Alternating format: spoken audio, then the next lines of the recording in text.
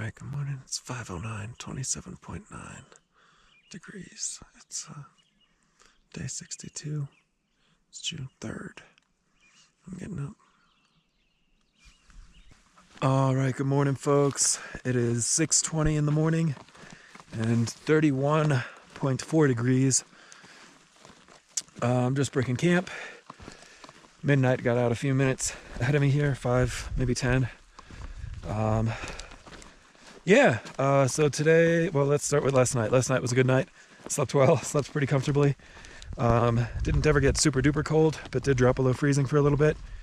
The strange thing about last night was that both Midnight and myself had like a ton of condensation in our tents and on our sleeping bags this morning, which is a little strange because we had kind of chosen this spot because it's most of the way up, a good climb.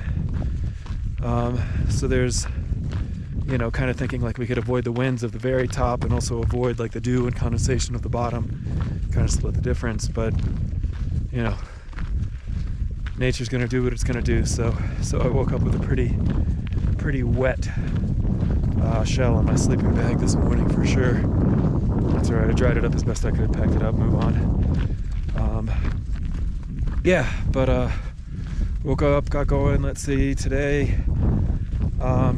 So today, Midnight's weather that she screenshotted before leaving Lake City said like 35% chance of thunderstorms or something today, which ain't great. And even yesterday, she had mentioned that it might be a prudent move at some point just to hole up, e-brake the hike, pitch up a tent, and wait it out, which is certainly something I've heard of people doing on the CDT and the PCT. Not really something I ever had to do on the AT last year, though. So if we got to do it, we got to do it. That's fine. No problem at all. It's kind of, again, part of another one of my burgeoning hiking mantras is, if you can hike, or hike when you can. And basically what that refers to is like, that's why we decided to do 30 miles yesterday, 27 the day before, because we could. Like the terrain, topography, and weather all kind of made for good days. So if you can hike. And this way, when any of those forces or any other forces conspire against you, then you don't have to hike as much and you don't have to feel bad about it. So, all the same, still love to do some decent miles today, but it just kind of depends how it goes. Final interesting thing about this morning, which actually kind of started yesterday, is like, I don't really want to say water scarcity, but it's not the same Colorado. Like yesterday, both Midnight and myself paid the price for having fallen into a bit of like abundance mentality yesterday, and both of us ran out of water for a little while there, so I hiked, let's say about 6 miles with a quarter liter, and Midnight completely ran out at some point, but that's fine. I mean, it wasn't ever like concerning, just uncomfortable. So today I think it's like 7 miles to our first water source, 10 miles to our second, and saying hike when you can hike. Well, another sort of vantage on that mantra, stay ahead on hydration. Like, doesn't matter if you want to drink today or don't want to drink today. I always try and drink a ton of water on trail, just that this way, just in case that next day does wind up being unexpectedly scant with respect to water availability, at least you're starting to, from a position of I don't know, plenty. At least you're starting with a baseline level of nice, robust hydration. So, well, speaking of nice robust hydration, I have 1 liter to get me that 7 miles, but the morning's cool. I feel good. Plenty hydrated off yesterday. Probably had about 6 liters yesterday, I think, plus those 2 PBRs. Thank you again, Thomas. So yeah, we'll get going. As you can probably tell, we're already climbing. It's gonna be an up and down kind of day. I will check in with you guys later.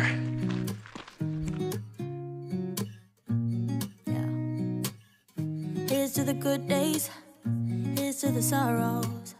If this is a mistake, I know about tomorrow. I don't wanna fight no more, cause I don't feel the need no more, no. Just wanna make it stop. Maybe it's something in the water, or maybe we just hit the end of the road. Right now it doesn't even matter. It's too late not to let it go. And that's why I wish you the best and say goodbye. You start to get dressed and then we cry, cause we both know it's gonna hurt, but not as much as this does. We had a good run, don't say we didn't. I was your first love, and you were my first one. Cheers to all the memories, the venom and the remedies, yeah. Promise I won't forget, yeah. Maybe it's something in the water, or maybe we just hit the end of the road. Right now it doesn't even matter. It's too late not to let it go. And that's why I wish you the best and say goodbye. You start to get dressed and then we cry, cause we both know it's gonna hurt, but not as much as this does. So baby, bye. It's for the best and you know why. You gotta leave me here tonight before we make this even worse. It's gonna hurt even more than this does. We gave it all we had. It's time to say bye, baby, bye. I'll be, you'll be, yeah, we'll be fine. So let's call it a night, and that's why I wish you the best and say goodbye. You start to get dressed and then we cry, cause we both know it's gonna hurt, but not as much as this does. So baby, bye. It's for the best and you know why. You gotta leave me here right now before we make this even worse. It's gonna hurt even more than this does.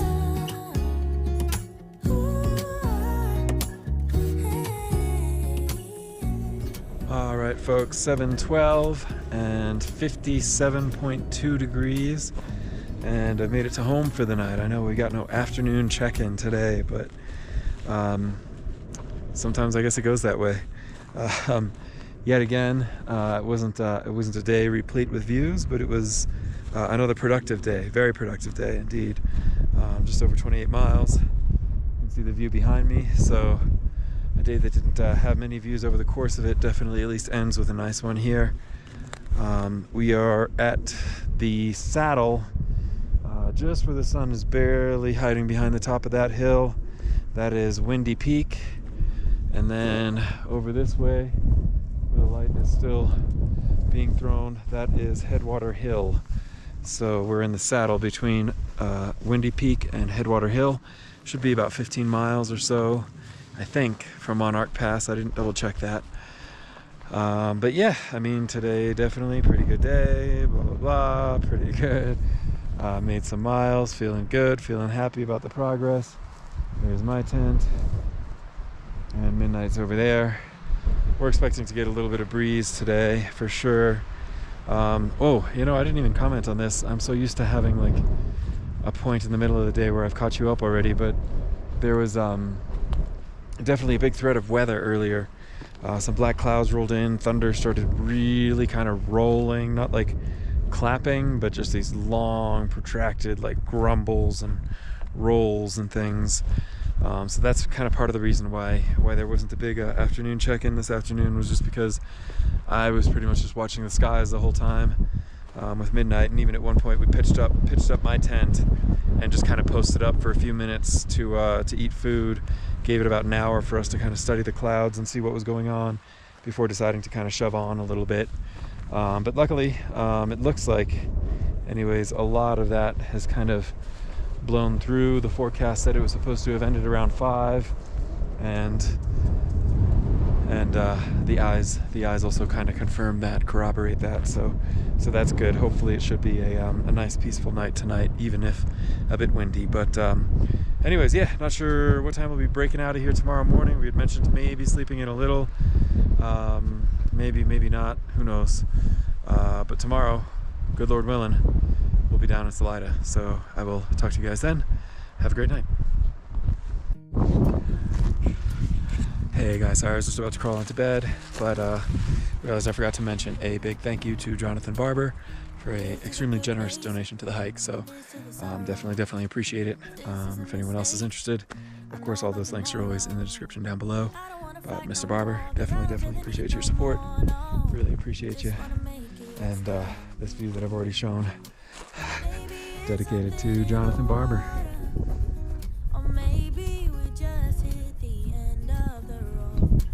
And with that, good night.